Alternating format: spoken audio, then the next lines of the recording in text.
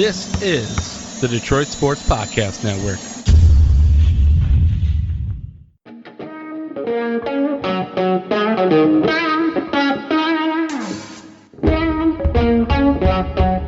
The biggest icon in podcasting.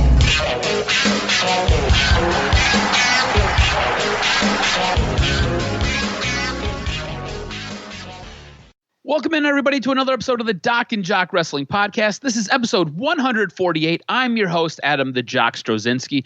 On today's show, Matt Cardona says he did not, he absolutely hated working with this WWE superstar, as well as more news on Marty Jannetty and possibly killing a man. Of course, we've got our breakdown of what's going on in the wrestling world with the biggest topics and trends. We're going to kick this episode off, though, with another L that I took, another monster defeat. At this point, I am up Schitt's Creek. We're going to review AEW's All Out, where Doc picked up another monster point and sends me into the distance, and it's going to take a miracle for me to catch up to him. Speaking of the Doc, I want to bring him in right now. Everybody, welcome the Doc, John Macaroon. What's up, cuz? Here to gloat, here to praise myself. The self-proclaimed picking world champ is here in the building. Looking forward to another great broadcast. Man, it was a good week of wrestling. Finally a payoff in WWE, and you know, there's rare occasions when you get to mark out and truly be surprised. It happened Wednesday. I can't wait to talk about it. It was awesome. And just quite simply, it's great to have a wrestling show that has fans in it, because you get the reaction, you get the crowd shots, and you take it for granted that just having fans is something that is really integral to a wrestling show. And so Dude, that's you get awesome. them chanting and interacting with the superstar, which is awesome, or the wrestler. So you're right. It is awesome, and it is missed. And I'm sorry to cut you off. No, it's awesome. So I can't wait to broadcast. I can't wait to review with you All Out. What did you think of the pay-per-view? Because, quite frankly, I was surprised that the show was received in a manner by the supporters of AEW quite differently. Many felt the show was too long and some of the matches dragged on. And I felt like, you know what? Yeah, I get it. On one hand, you're charging $50, so to go, you know, nearly 3.5 hours, I believe, it ended at 11:45. I think kind of drained some people that were paying attention. And I kind of agree. That sweet spot in professional wrestling is about 2.5 hours.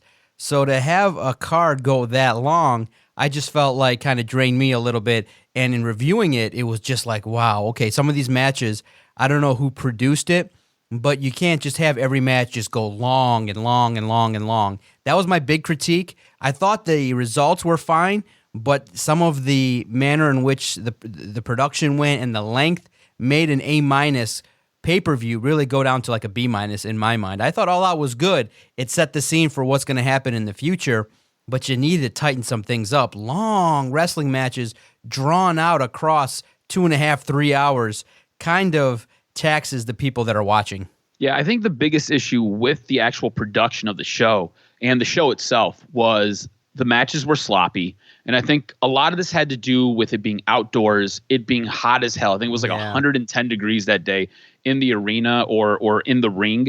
And the humidity level was astronomical. I think John Moxley was on a podcast and said he woke up that morning and he knew it was going to be trouble. So you have guys slipping in matches. You have botches galore. You've got a lot of unsafe areas where people are wrestling. And it played out in this show. This show was messy. From AEW, which has set the bar so high, this show looked like it was a half-assed WWE production. It was that bad. I don't think AEW's All Out was all that good of a show. I think, like you said, for storyline purposes, it moves storylines along. I think for what we got in ring, it wasn't a great show. It felt haphazard. It felt messy. I think the best way you could describe All Out was sloppy overall. And let's just kind of jump into the review here, because there were things that took place here that we can kind of drill down on and really hammer out. So Joey Janela ends up defeating Serpentico. Private Party defeats Silver and Reynolds from the Dark Order.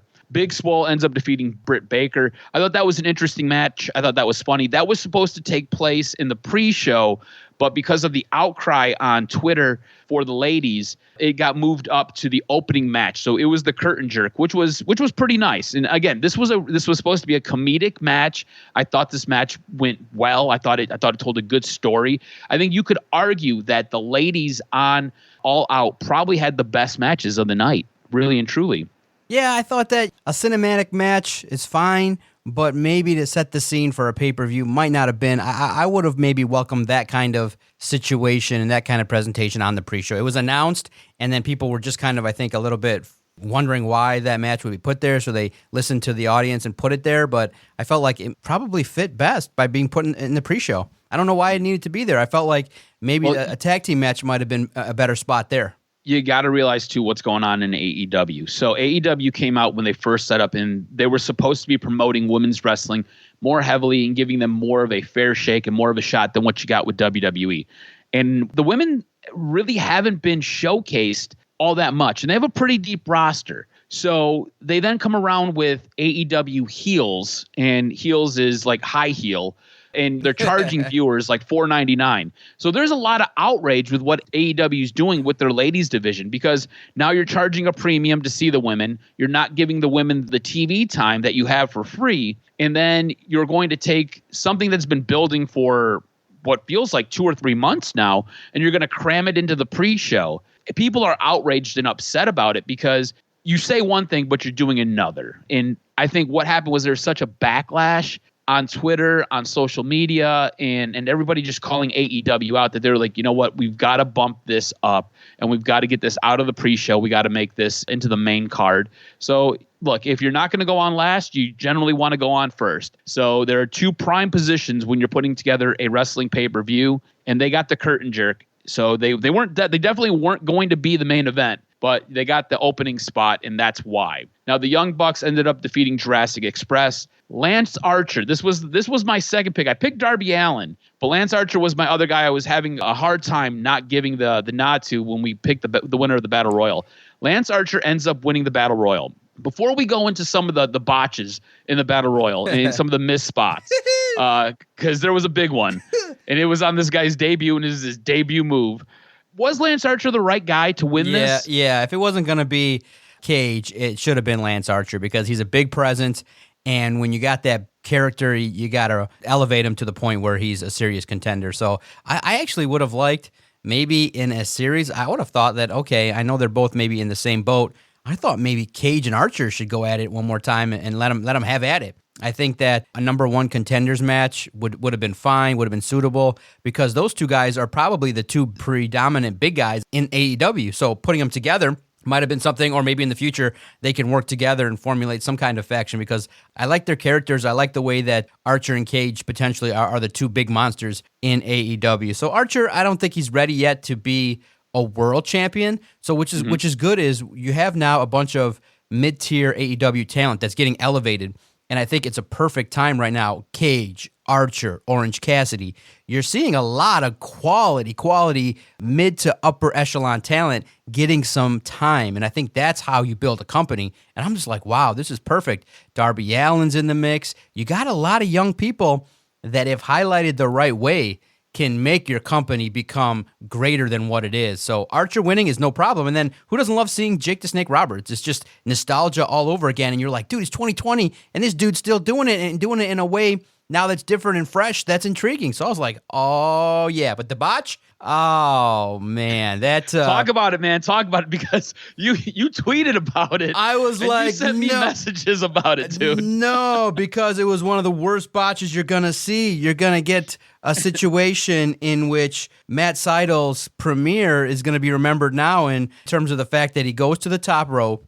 And granted, we take for granted how easy these guys make these moves, but one mistake and you end up getting what Seidel did, which was slipping off the top rope ever so slightly. So when he goes to flip, he ends up basically hitting his head, and it could have been disastrous. Luckily, they moved on, and his debut was okay, but it's a major botch. And in 2020, when you mess up on that stage, it's a meme. It goes worldwide. And now for the better part of the next few months, all you're going to see is Saito flipping and almost nearly breaking his neck because of the way in which he botched. Is it suicide dive or just a? It was. He was going to do a shooting star press. Yeah, shooting star press. Exactly. He was one of the mystery combatants in the 21-man battle royal, and like you said, he comes out there and his first move is it's looking to be this big splash, something he does all the time. It is like in his back pocket. It is one of his go-tos. And then this is Evan Bourne, for those of you that don't know. Matt Sydal in AEW was formerly Evan Bourne in WWE. So it was epic. So it's not good though. It's not good though. The wrestling has to, and that's, I think it's a theme for AEW, is that overall the company's well. But when you start looking at the inner workings of what's going on in terms of production, mistakes, botches, they're starting to rack up, and it's starting to look like amateur hour at times. And look, this is part of the problem with doing your wrestling in an outdoor facility in Florida in the middle of the summer. So, look, the ropes were wet from humidity. It was slick. You've got guys sweating all over the place because it's so damn hot. And imagine you've got 21 bodies bumping into each other in an area that is just semi-confined, and it just creates an oven. So I get why the slip happened, but you're right. You almost want more. I think at this point you would expect, I don't know, have fans blowing on the ring, just trying to keep the area a little bit cooler. I think there are other things that they could do to kind of help preserve the wrestlers, which would help preserve the wrestling and the in-ring action that we get. Now, another massive botch. Matt Hardy and Sammy Guevara. Matt Hardy defeats Sammy Guevara, but it does not come without controversy. During the match, Guevara has Hardy, and they jump off an elevated platform, and they're supposed to land on two tables. Guevara overshoots the table with Hardy. Hardy ends up going down where only part of his body ends up crashing through the second table, the one that is furthest away from the platform that they're jumping off of. So basically his legs and part of his butt go through that table. His head smacks off of the concrete. He is knocked out. He could, it looked like he died. And everything basically comes to a screeching halt for a couple of minutes. You've got the referee who goes up with the X. They call a doctor out. The doctor revives him. And Hardy says, I want to continue to go. And they allow him to continue to go. I swear to God, this man was dead on the ground for at least 60 seconds, had no clue what the hell was going on. The official allows him to go and proceed with this match. Now, this is what happens after. He proceeds, and they go right to the finish. They don't even do all the spots that they're supposed to do. They go right to the finish. Matt Hardy has to be helped up some scaffolding where Sammy Guevara is going to fall and land through some crash pads. Hardy, essentially dazed, confused, obviously dealing with a concussion, gets helped up this scaffolding to then basically shove Sammy Guevara off, who goes down, falls through the crash pads, doesn't answer the 10 count. How do you allow a man who looked like he was dead moments ago on the ground after smacking his head off of the concrete from a 10 to 15 foot platform to then climb up roughly 20 feet to then push another competitor off and have him land in some crash pads? This was amazing. With everything that we go through with the National Football League and the concussion protocols to where we're at in wrestling, where you have former wrestlers donating their brains to science, and you have former wrestlers working on helping people with CTE, to allow a guy who has been through the absolute ringer, Matt Hardy, the reason he walks with that weird limp is from a move he did in WWE where he went through a table and he ended up almost shattering his hip. That's why he walks the way he walks. This is a guy who has done it all. To allow him to continue was absolutely mind-blowing to me. This should have been a match that should have been called off instantly. I don't care what the ramifications are as far as the match goes. I don't care what this does to the show, because all the air got sucked out of that arena after this match. You had back-to-back botches, essentially, and one of them could have cost a man his life. This was disrespectful to me, and how AEW, they're getting scathed on Twitter, but how they come out of this on the other side is just mind-blowing to me. This pissed me off. Yeah. Does part of you believe that it was, because obviously with the chair shot, any part of you believe that it was a work? I mean, it's something. No, it was real. No. Okay.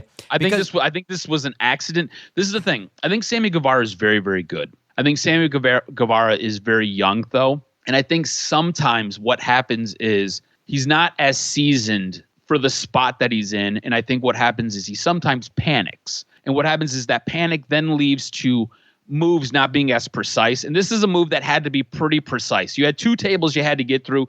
How the hell you overshoot the one and you barely graze the second one? I'm not 100% sure. But I think he just gets a little ratcheted up, and he doesn't know how to control it yet. Well, the saving grace is Matt Hardy goes to the hospital. They allege that he did not have a concussion, but in the moment, it looked like he was wobbly, and that's really concerning in that if you're willing to risk, because look, climbing up a scaffold is not exactly easy. That's something that you also need your bearings under you. He could have fell. He could have caused significantly more damage, but, there was a 3-minute delay. There might have been discussions on it. It was a calculated risk. Luckily, nothing bad happened, and maybe in a company that's still new, they got to work it out where if someone calls for the X, a wrestler can't just force his way to continue. I mean, X should equal if you throw up the X, and that's why when in the past you've had wrestlers get on a gurney and get stretched out and then they come back, it leads to, that question, was it real, was it fake? If you throw up the X, it's got to mean the match is done. Under no circumstance does an X ever get crossed because it has to come from somewhere. With Tony Khan, the back, if you throw up an X, you go to a highlight package or you throw it to the announcers to fill time. You don't want to risk the health of wrestlers. So it's unfortunate for Matt Hardy. He spoke on it on Dynamite, but it just seemed like for some reason, Hardy-Guevara just went to this nasty, injury-plagued feud that just, I don't know, it just went sideways. It's kind of like a plane that wants to take off, but it's in the wind, and it's like wobbling left to right, and it just never got to what it needed to be, which was probably getting Guevara over, but it ended up costing Matt Hardy a bunch of injuries and a bunch of weird moments. You don't want to, become the guy that's a shell of himself and a parody. Get out there, handle your business, and look, you're Matt Hardy. You don't got to keep doing it for us, man. You don't got to keep dancing. We respect you. You did the ladders. Just get in there and tell a story in the confines of a ring. I mean, you can do all the shenanigans in the build-up. In the match, just take it easy, dude. You're in your 40s.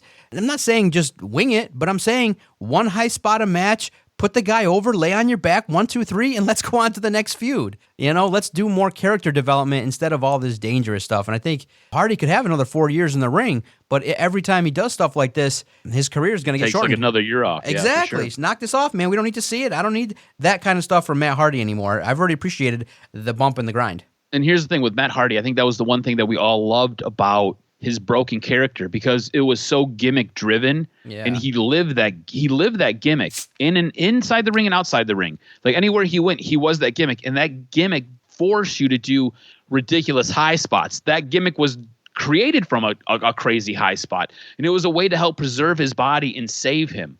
And conversely, Sammy Guevara, you said Hardy doesn't want to be known as basically the shell of himself, the guy who's always going out there getting hurt. But Sammy Guevara, you don't want to be known as the guy who's always hurting people either. Yeah, exactly. I mean, you busted this dude open. He needed like 14 stitches on his head because you threw the wrong chair, and now you miss a table. Yeah, the feud. And Sammy Guevara's matches haven't been incredibly smooth with Matt Hardy. Exactly. The feud didn't get a payoff that you would like. Mm-hmm. Exactly. Now, probably the best match of the night, Shida takes on Thunder Rosa. Thunder Rosa gave Shida everything she could handle. Shida ends up retaining her belt. I thought it was a fantastic match. Matt Cardona, Scorpio Sky, QT Marshall, and Dustin Rhodes end up defeating the Dark Order. The fallout from this match is Brody Lee is pissed off at members of the Dark Order. This looks like there's going to be some interesting build here, especially with Colt Cabana. FTR defeats Adam Hangman Page and Kenny Omega to win the titles. It looks like they are splitting. We thought Hangman Page was going to go heel. It looks like Kenny Omega is going to go heel. The hope is Kenny Omega goes back to his cleaner gimmick. It's what he made popular when he was in New Japan. It looks like him and the Young Bucks are going to form again, and they're going to become the elite by themselves and separate Hangman Page from the group. So this is maybe where Hangman Page gets to ride off into the sunset and do his own single stuff while Kenny Omega does his single stuff. You had Orange Cassidy defeating Chris Jericho. I thought this was an okay match. I don't know. It really didn't do a whole lot for me. And then Jon Moxley defeats MJF. Overall, I thought it was an okay pay-per-view. I thought it was way too long, and I thought it was way too messy. Absolutely. Out of all of this, you get the point because you got the Jon Moxley match right and you got the Young Bucks match right. I am now down 5 points. I think this is the largest deficit either one of us has ever had to overcome, and I don't know if I can do it. I was joking with you in the pre-show that at some point you're going to have to just let me win one of these just so I can make it interesting because this is nuts. I don't know how I have dropped I think 6 straight, which is crazy. Let's keep it rolling, baby. I'm the pay-per-view picking champion of 2020, baby. And it's just because of the fact that I'm dialed into the psychology. I know what's happening. That's what it is. I know what's going down, baby. I know the results, baby. It's all good. All right, let's jump into what took place on Friday on SmackDown. So Bayley turns on Sasha. Yeah. This has been one of the longest builds, and we've been waiting for it. Was this the right time? Because like I said, we've been waiting for it for a while. And did the right woman turn heel? Because I think you could have made the argument that Sasha was going to be the one that turned on Bayley. Now, Vince loves Bayley's heel turn because he says that's some good shit. So I want to know, I'm asking you, was this the right time? Yes. And was this the right woman to turn heel? Obviously, it could have happened last month. You could have did it for SummerSlam, but I think going into the end of 2020, it's absolutely perfect. Bayley is becoming a natural heel, and people are gravitating toward it because they don't like her. They're disliking her persona and the manner in which she's turned. And I think it's a mark of a good wrestler where you can be as corny as you want as a babyface and as nasty and as brutal as you need to be to become a heel. And I think it suits her pretty well. I think it's a good character shift away from the hugging persona that she portrayed. And Sasha's probably more suited to be the diva babyface. And I have no problem with it. I thought it was absolutely well-timed. And now let's see how it plays out. I can't wait. And I think Sasha should be somebody that maybe grabs the mantle again and towards the end of 2020 into 2021 to lead the women's revolution. She's the gal. She's it. She's got all the package. Good wrestler, great persona, great entrance, really the total package. Time to kind of give her the Becky Lynch situation, give her a nice long title reign and some big wins over some big heels in the WWE. Yeah, I think it was the right person as well. And I think this is probably the perfect time. Now you can kind of branch off of what they were doing as tag team champions, and you can kind of go this route where they both are going to challenge each other and put them back in their singles competition. And I think it's nice because you get to see Sasha Banks, who is normally the heel, and you get to see Bayley, who is normally the face, play different roles, play counter each other. And I think that's going to be interesting. I think it'll be some great character development. Now, I'm not sure how you see this, but on Monday Night Raw, it seems as though some guys are getting overshadowed or maybe are working in the shadow of some superstars. So I want to know who you think needs to break away more. Is it Keith Lee, who needs to get away from Roman Reigns and Drew McIntyre's story? Or is it more Buddy Murphy, who needs to get away from Seth Rollins?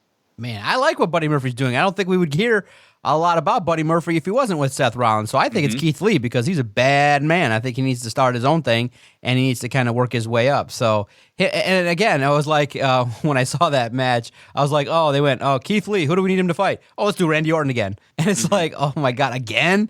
And, because it gets worse. Every appearance with that outfit that he's wearing, it's too tight.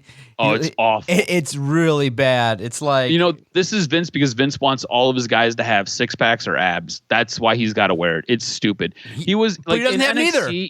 No. I mean, there's no point. He doesn't need it. Like, the guy is amazing. I think the one thing that makes Keith Lee incredible is he is 335 pounds of just mass, but the guy moves like he's a freaking cruiserweight. Yeah. Like, it's not natural. That is the one thing that makes him, limitless and phenomenal. It's the one thing that makes him different than everybody else. Like, he is a gigantic dude, but he flies through the ropes like he's a little guy doing weird flippy shits. It's nuts. And I think it is lost on Vince. And Vince is like, look, you don't have abs. I need you to wear this.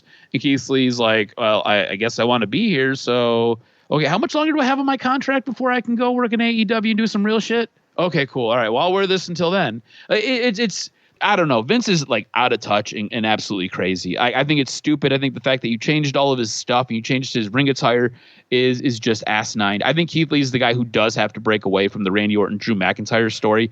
Needs to go do something else by himself. Buddy Murphy, I think this storyline that we have building between Buddy Murphy and Seth Rollins, I think this is going to be the next venture for Seth Rollins and Buddy Murphy. I think it's going to be similar to the whole Bayley Sasha Banks, right? One of these guys will end up turning face. One of these guys will remain heel, and then they will challenge each other. And I think we're going to get a good story because Buddy Murphy is really good in the ring. So I like where we're at with Buddy Murphy, and I like where we're at with Seth Rollins. But Keith Lee definitely has to break away, and it would be nice if you could just go back to his NXT gimmick. Now, Cedric Alexander turned and joined the Hurt Business. I think the big thing coming out of this, looking at all the members that are in the Hurt Business, you've got MVP, of course, you've got Bobby Lashley, and you got Shelton Benjamin. I want to make the argument that I think Cedric Alexander can be the biggest star in this group if given the shot. And here's the thing. I think he's got a phenomenal moveset. I think he's got a great look. The guy is charismatic if you let him be so. All right. Promos, he's not as great as MVP, but I would say in that group, he probably cuts the second best promo out of all four of those guys. I think he has all the makings to be the biggest star in the Hurt Business if Vince doesn't get in the way. Absolutely. It was great. It was intriguing. The Hurt Business, it was awesome. Kind of wish maybe Ricochet was a little bit further along. I think he's been devalued a little bit. But at the same time, Cedric Alexander absolutely is worthy of some attention, and I like the way they did it.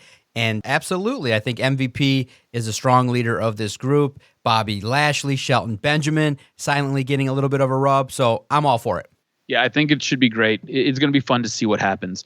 Let's transition into what took place on Tuesday, and I want to get your Impact review. So what are the one or two things that stood out to you from Impact this week? Yeah, it's fascinating in that, for those that don't know, Tommy Dreamer is still heavily involved in the wrestling business, and he's at Impact. Does a lot of work behind the scenes, is a producer, somebody that can definitely teach the young cats. But when he gets out there, still has the ability to draw eyes and puts on good matches. And so the biggest highlight for me this week was Tommy Dreamer carried a lot of the show, and he got an opportunity against Eric Young, and I think it's great. Now, do you really want to build Eric Young off of Tommy Dreamer, a legend who's been wrestling for so long? You know, for me, it's like, okay, the note I put down was Impact has to start moving along some of their stars so that, you know, Tommy Dreamer's not in a main event of an Impact show. It's great. He can do the job. To begin the show, he sets the scene. You believe it. You're like, okay, good. It sets up for Eric Young, Tommy Dreamer. You get excited for it throughout the show. But then it's nostalgia. It's like Tommy Dreamer's been there, done that. He's been doing it for so long that I never really believed. Now, it would have been interesting if they would have had him win the belt. That would have been interesting. But in the end, they don't. And it's Eric Young, keeps the title, retains. Good match.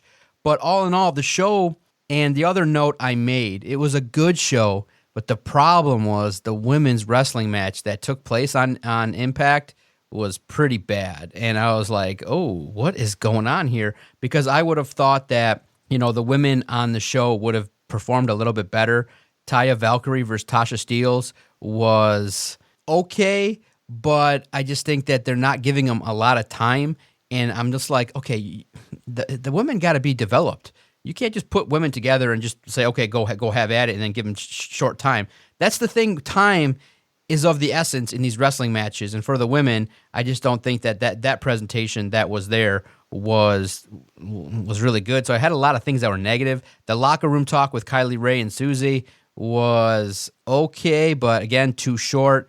And it just kind of felt like, okay, put it in and boom. Other matches that took place were okay. Brian Myers defeats Willie Mack in a match that I thought was very good, interesting. But again, the one thing I guess maybe that needs to happen, I would say if I was going to give advice to Impact, would be to get some more producers to help out and to get a little bit more stories and psychology in the matches. So I just think it needs a little bit more. It's not terrible. It just needs a little bit more enhancement in some of these matches. Obviously, whenever the Motor City Machine Guns get in there in a match against the Rascals, it was a solid effort. I like the Motor City Machine Guns. I think they're, you know, along with Gallows and Anderson, building up slowly a nice tag team division. So it was a good show. C+, but you got to elevate the women, develop new stars. It's like you're right there on the cusp of greatness, but at this point in time, you got to have EC3 kind of getting in there more in the mix, a little bit more of a highlighted character. Overall, like I said, C+, worth it to watch, but if you missed it, it's okay. Yeah, Motor City Machine Guns are a fantastic tag team. It's nice to see them come back and do some work with Impact and to be such a part of that roster. So anytime they're involved in a match, I think they're fantastic. Now, Adam Cole and Finn Balor kicked off NXT on Tuesday, and I thought it was a fantastic match. Absolutely, great match. I was surprised at how hard I popped when Finn Balor won the NXT Championship, but it made me think, should Adam Cole have won the NXT Championship? No, it was perfect. I think you just said it perfectly. Finn Balor is the star of the show. you can carry off and kick off a bunch of different angles. Cole's been there, done that. You can't revisit a 2-time reign within like 6 months. You got time to put over the right guy, which is Finn Balor, in a program where in a show that needs a little bit of a boost, Finn Balor's the right guy. Well, it's good to know that I'm not crazy then, because I kind of felt like he should have won, and I'm glad he won. So it's going to be interesting to see what happens with Adam Cole. I thought the backstage segment was pretty sweet where they two sweeted each other. And it sounds like Triple H is very high on Finn Balor being the NXT champion. So let's move into what took place on AEW, because there was something to talk about, and it was pretty great. It was pretty great. And look, a couple weeks ago, we talked about the artist formerly known as Rusev possibly retiring and just doing video games and doing Twitch streams, which then brings us to Wednesday night on AEW, where Miro, a.k.a. Rusev, gets introduced. I want to know what you thought of his introduction. He is apparently going to be Kip Sabian's best man. There were some theatrics here, but I want to know what you thought about that introduction we talked about his promo. I love the music. I thought the intro was cool. I thought it was very good. The best man, the little beat to it. And when he walked out, I'm like, who is this? And I had no clue about it. It was definitely well disguised. I thought AEW totally dyed his hair. He's got blonde hair. He's got a dark beard. He looks like he's in fantastic shape. Absolutely. Honestly, he looks amazing. Meant to be. AEW kicked off a bunch of new storylines, which was great. I thought the show was great, highlighted by the debut of Miro. And then the fans obviously enhanced it by the chant of Miro Day. Miro Day. And then he acknowledged it by saying, that sounds good. So, and then obviously the words that he used just encapsulated was awesome. It's like, I don't think Miro's going to be showing up in WWE in the next 5 years. So I think that's probably one way to say. And you know what? At this point in time, he's 34 years old, spent 10 years at a previous place. Do your 3-year run probably that you got, and then if you're done, you're done, because you're going to get highlighted. He's going to be a world champion. He's gonna be used perfectly. He can have a feud again with Jericho. He can get in there with Omega. Look at all the matches that he could have. He could get in there with Moxley again, revisit some old stuff. You could have him go a bunch of different ways. And now the key thing, though, that we got to talk about is there's some haters out there that are like, AEW's not building their own stars. They're just piling on and bringing in WWE stars. And to those that say that, I think that you're missing the point. They're not just bringing every star. They're bringing in stars that were misused. And you got to remember, when WWE kicked off, they got Mankind, Triple H, Stone Cold Steve Austin. And when they rose to prominence, they took guys that were underutilized and made them stars. Yeah, those were all guys that came from WCW that nobody knew of. You legit now have 5 guys that are going to be stars to combine with. Could you imagine Miro versus Cody Rhodes? That's going to be great. It's going to be awesome. It's going to be in a new storyline driven way. So listen, everybody popped. That's the name of the game. So stop with this whole WWE thing. They were underutilized, and now when Tony Khan, who's a wrestling fan, he's a fan of WWE. He wants to beat them. So what's the best way to beat them? Take their talent. And guess what? It's nostalgia. The days where you don't know of who's going to show up. Debuts are awesome. And WWE has done a horrible job with that. Everybody's debut is like, oh, okay, we know it. And then the first thing we think of is, oh, how bad is Vince going to fuck this up? That's the first thing we think of when AOP shows up, when Gallows and Anderson are there, when call-ups from NXT happen. We're like, oh, look at Keith Lee. Monster and Over gets this whack-ass music. And bro, the more you hear the music, I thought it would grow on me. The more you hear that, pardon my language here, the more you hear this ridiculous produced song that they put out there, the worse that character looks. The song is horrible. Absolutely horrible, and it gets worse the more you hear it. You can't like it. You can't grow to like it. So they've already botched Keith Lee, a monster, and you realize, okay, AEW is going to shine the light on some talented dudes, and I can't wait. You just can't wait to see. Okay, who's Omega? What's next for Omega? What's next for Jericho? What's next for Hagar? There's a lot of fresh things going on. Now the problem is, though, AEW is not putting on the tightest show. It's like we got names. We're riding on the reputation of being this indie company with a name. You got to tighten up the ship a little bit. Tighten it up. I mean, the moves are mistake-driven, and then in the tag team match, there was basically no selling at all. It was no psychology. You got to just tighten the reins a little bit. You're doing the big things right, and I love that. That's good. That gets you in my eyes. But to sustain a company, you got to start tightening the belt on this wrestling. You can't have a tag team match where Jungle Boy doesn't sell moves. Big moves. It's like you get pile driven and there's no selling. I mean, that's unheard of. I was like, dude, you just get up from a pile driver and act like it never happened. I was like, in the tag team match, that was the big thing that I highlighted was the Lucha Brothers and Jungle Boy match was great, but there was like spot, let's end. I was like, okay. I think they could extend their careers by 20 years if they just did like 2 big spots a match and keep it moving. But to not sell, I was shocked at Jungle Boys not selling a move that big, combined pile driver or whatever they call it. But overall, AEW did a lot of good things right, but they got to tighten the ship. It's been a year. So after Miro's introduced, he cuts this scathing promo on Vince. Like, he was talking directly to Vince, where he calls out this glass ceiling. He talks about the glass or the brass ring and how you can shove the brass ring up your ass. I thought his promo was hot fire. I thought in the middle of it, he got a little bit rambly, but I thought he came out guns a-blazing, and he basically set the tone for what his run in AEW is going to be. I thought it was fantastic. I loved it. I thought the promo was great. Good show, man. It was good stuff. So here's the thing, though, and this kind of is the kind of step off of what you were saying with AEW. I have a couple issues with AEW, and I'm not sure if it's just the company trying to operate a little too fast or trying to just move a little bit too quick. But you have what I would say is a D to a C minus pay-per-view on Saturday night. You then follow that up with botches on Wednesday. And I'm not sure if it's the production staff or I'm not sure if it's the announcers. I'm not really sure what it is.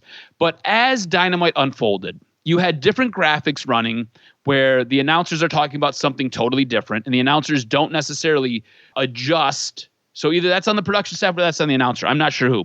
In the match, clearly there's a kick that is missed and nobody sells anything. And the announcer's like, oh, well, it grazed him. No, I could walk through that missed kick without even turning sideways. That's how far apart they were. Like, the announcers aren't doing a good enough job getting over some of these storylines. And they talk about, there was a kick where Brody Lee went to go kick Dustin Rhodes, and they're like, look at the extension on it. His knee is still bent. Like, all you have to say is like the power on that kick. You don't have to pinpoint certain things. And if you are going to pinpoint certain things, you have to make sure they're accurate. Like, I know what my eyes are telling me. You telling me it's something different is not going to help sell this story anymore. Brody Lee's knee is totally bent, and he's holding back the kick. He's not delivering it with the ferocity that he probably could. And then you're going to tell me, oh, the extension, it was such a powerful kick. No, bro. No, you don't have to even mention the extension because I can see that his knee's not extended. Or you don't even have to tell me that it was a grazed kick because it missed. We seen it missed.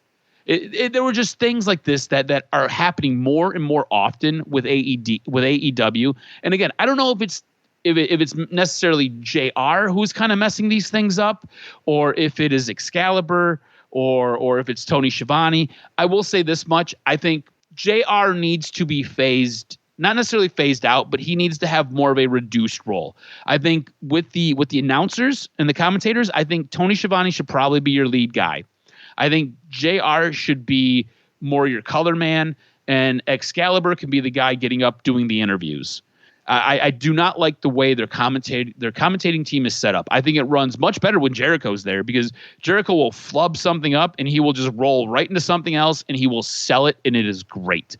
JR messes stuff up all the time, and I think Tony Schiavone is probably the most well-equipped because he's in that window where he's still got it. Everything's still firing on all cylinders. And that's just my rant on what's going on with AEW and some of the sloppiness that I've seen the last little bit. Absolutely, man. Oh, good week of wrestling. Can't wait to see how this goes. Hit me with this week's professional wrestling news and notes. So Marty Jannetty has again addressed the controversy stemming from a Facebook post that he wrote in early August that implied he killed a man when he was 13 years old. In a new message on Facebook posted on Tuesday, Jannetty said he did not murder that man and claims his original story was supposed to be the start of a wrestling storyline. From Jannetty, it was just the beginning of a damn wrestling storyline. But oh my God, did the world buy it? I never knew it could be that easy. I mean, Inside Edition, whom I'm a fan of, even though they slant and favor Democrats, People Magazine, TMZ, Fox News, and that fake-ass National Enquirer, and all major news outlets worldwide jumped on this story. It got so hot, I had to drop it. when my Columbus, Georgia Police Department got involved, I knew I had to drop it. Or as my bruh Snoop Dogg says, drop it like it's hot. Drop it like it's hot. Drop it like it's hot. Love you, Snoopy. Marty Jannetty's crazy. I'm just gonna put it out there. He's weird. So yeah, apparently it was a storyline. So there's that from Marty Jannetty. Now Matt Cardona, formerly Zack Ryder, in a recent podcast had revealed that while he liked him personally, he hated working with former tag team partner and SmackDown star Mojo Rawley. I text Mojo Rawley every once in a while. I love Mojo personally. I hated working with him professionally. No, when we first started as the Hype Bros in NXT, I didn't know anything about Mojo. He didn't know anything about me. It was Triple H. I believe it was his idea to put us together. And if Triple H's idea and it was an opportunity for me, I said, all right, let's do it. Let's make this work however we can. Actually, it's because of going down to NXT so often that I ended up moving to Orlando. So it's actually because of Mojo, really, that I met Chelsea Green, because I met her in Orlando. So really, I got to thank Mojo for all of this. He goes on to explain why he didn't necessarily like working with Mojo and how they just didn't click and it didn't really work. And then when he got injured, he was like, great, we're done with this. And then when he came back from injury, they were stuck back together, and he was kind of pissed about it. Ivar of the Viking Raiders was hurt on Monday Night Raw after a dive to the outside. He landed awkwardly. It's not confirmed what the injury is or how bad it is at this time. It doesn't sound like it's going to be too severe, but we will stay aware and keep an eye on this. Now, the Sturgis rally, which former AEW World Champion Chris Jericho and his band Fozzy played out, has now been linked to 250,000 coronavirus cases. Andrew Feinstein on Twitter noted that the Sturgis rally is believed to have been responsible for 250,000 coronavirus cases between August 2nd and September 2nd. The rally is said to have led to 19% of the coronavirus cases across the U.S. during that time period. We estimate that over 250,000 of the reported cases between August 2nd and September 2nd are due to the Sturgis rally, he said. Roughly 19% of the nation's cases during that time frame. Now, the group did 4 shows around that time frame for their Save the World tour, and that is where all these cases came from. Absolutely nuts. And that's it for this week's wrestling news and notes, my brother. Make sure you follow Adam on Twitter at AdamRSTROZ. Follow the network at Detroit Podcast. Make sure if you've agreed or disagreed with anything that you've heard today, let us know. We love it. Shout out to Joe, listener of the podcast, got himself into the Thunderdome. His experience was cool. We got a little insight if you follow him on Twitter at Joe Boo. It's interesting stuff. Make sure you follow us. We retweeted it when he was on there. It's interesting. You can get in there. Just go to the Thunderdome, Google appearing on the Thunderdome, and get your name on a list, and you can be part of a show and watch it live. It's really interesting stuff. So we appreciate those that share their fun times with us and the Detroit Sports Podcast Network. Adam is about to style and profile next week. He's going to live the Ric Flair lifestyle. Ric Flair called him up and said, Adam, I hear you're balling. Let's come and hang out in Mexico. And Adam jumped at the chance. So Adam will probably be out next week, but don't worry. Another edition of the Doc and Jock Wrestling Podcast will drop. And then in 2 weeks, we'll get the story of Adam getting the invite from Ric Flair and being a limousine riding, wheeling dealing son of a gun, flying private to Mexico and living the life. We got to hear this amazing story in a couple weeks. Yeah, I'll keep you posted on what happens with me and Ric Flair.